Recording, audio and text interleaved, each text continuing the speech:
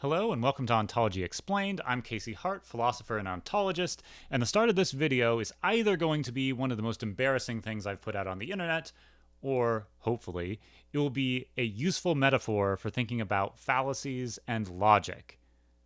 Now, thank you so much for all the comments and interaction you've had on this channel. It's meant a lot to me.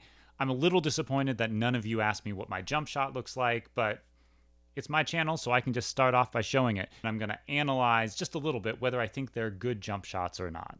I'm just going to freeze it there. Okay. Feet are a little close together, not even off the ground, no elevation. Decent arc. Got some follow through. See another one. Same thing.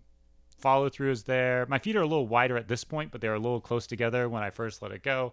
So mental note to myself here, or even more than a mental note, every time I watch this video and I'm editing it in post, I will be thinking little wider base and maybe try and jump a little bit more. Let's not skip leg day. Okay, you might be saying to yourself, this guy has too bad of a jump shot for me to think he has anything useful to say about logic. And if you're thinking that, shame on you. That's a fallacy. That's the topic of this video. So the case I'm going to make in this video is that logic is very much like playing a sport.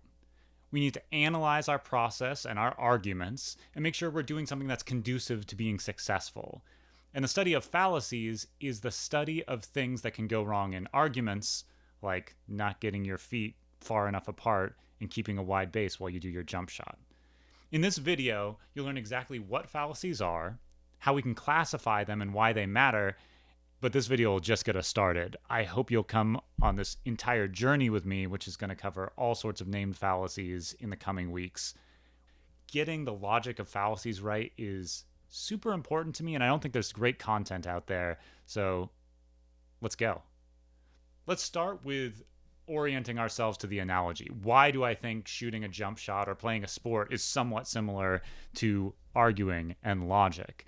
Well, in logic, we have a goal. We want to say true things, come to true beliefs, start with things that we accept and say, how can I move from those to something else that is sure or at least made more probable by those premises?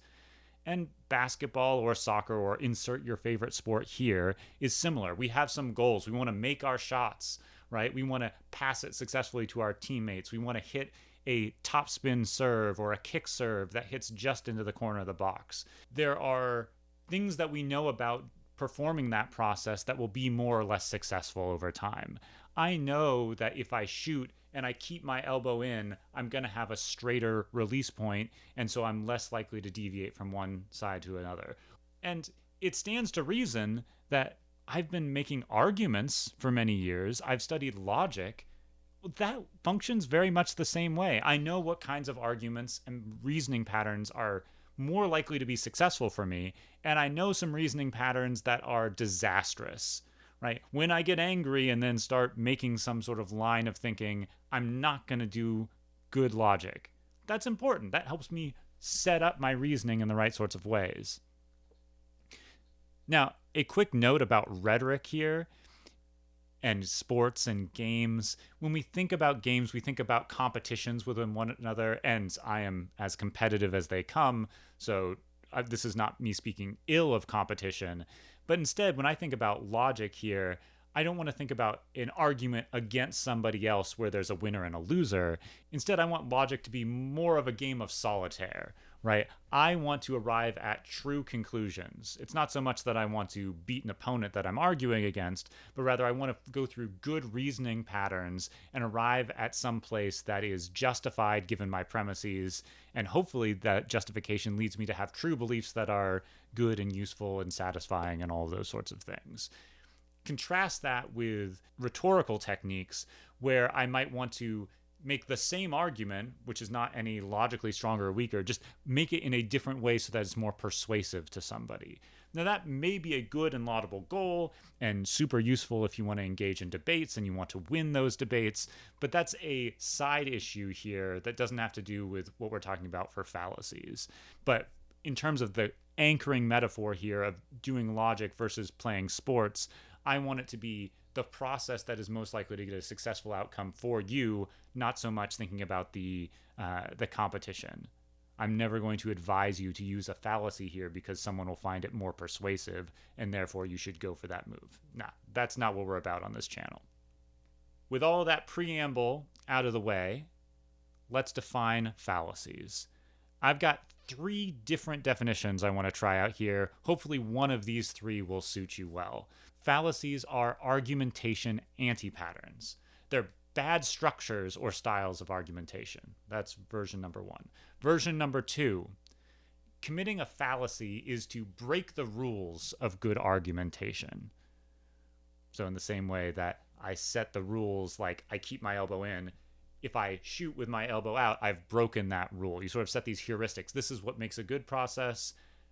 Similarly, in argumentation, if we say, here are some things that make good arguments, fallacies break those rules. And then the third definition, fallacies are flaws in arguments. Now, technically, any argument that breaks the rules of good argumentation or is flawed or commits one of these anti-patterns is fallacious. But when someone says that's a fallacy, usually they mean it falls into one of the named fallacies. And these are errors or mistakes in reasoning that are so common that they've deserved their own name. There are many, many, many of these, but just to list a few: ad hominem fallacies, red herrings, affirming the consequent, or straw man fallacies. I'm sure you've heard of at least a couple of those. Someone says, that's just an ad hominem. That's not about my argument, or something like that. Now, as we go on in the series, we're going to talk about each of these types of fallacies in much greater detail. Here, I just want to give a bird's eye view that helps you understand what they are and why they matter. So let's go ahead and dive into the 2 different types of fallacies, how we can categorize them, and we'll look at an example of each. And that should anchor you enough that you can identify what is meant by fallacy, even if you need to watch some follow-up videos to understand the specifics of each subspecies. The 2 main classifications of fallacies are formal and informal. A formal fallacy is one that is fallacious in virtue of its structure, the shape of the arguments. In the first video on logic, we talked about the difference between deductive arguments and inductive arguments.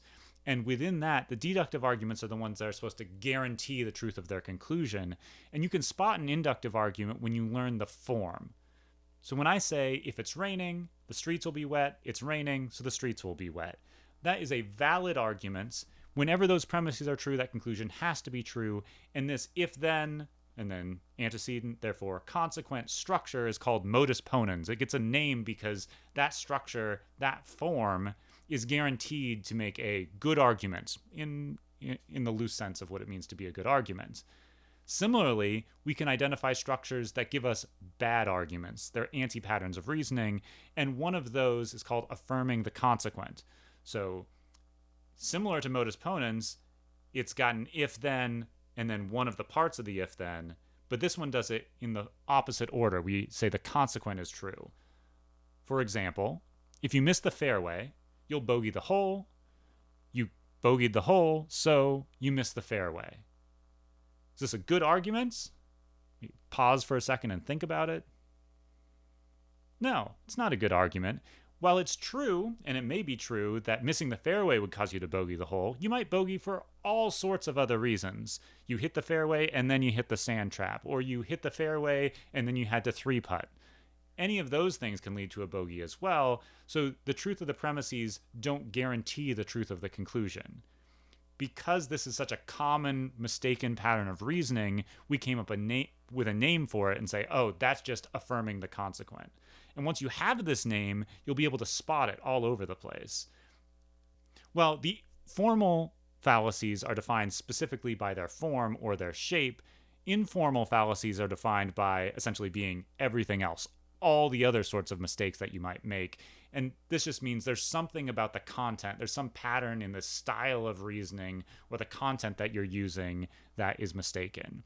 And mostly these fall into the camp of you're bringing something that's irrelevant to the truth of the conclusion and you're treating it as if it's relevant to the truth of the conclusion.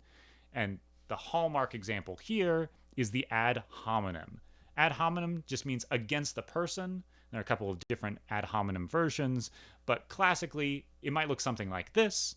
Julio thinks that the Falcons will win the Super Bowl this year, but Julio is the ugliest person that's ever called into this radio show, so the Falcons have no shot.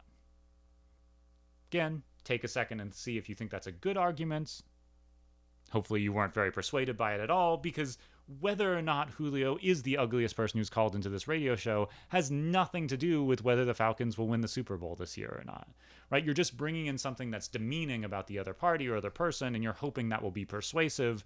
But if we want to reason well, we don't just want to say something that will be persuasive or make us feel some way. We want our premises to actually matter to the truth of the conclusion, and informal fallacies bring in things that don't. And you'd be surprised at how often informal fallacies are very persuasive, and even in a sneaky way. Like this one, I think, is obviously an insult, shouldn't matter to the truth of the conclusion. But there are some that will work their way in there, and you'll realize, ooh, actually, that's something that I do all the time. And again, this is the point of studying fallacies. We'll be able to find flaws in other people's reasoning so that we don't get sucked into them, but you'll be a better reasoner yourself. Okay, let's summarize. As rational people, we want to reliably draw new, true, reasonable conclusions from things that we already know or accept. And logic is the study of doing that. It's the study of making arguments. And as logicians have done these studies, they've realized that there are some patterns of reasoning that are good, and there are lots of patterns of reasoning that are bad. Those bad patterns, those anti-patterns of thought, are called fallacies.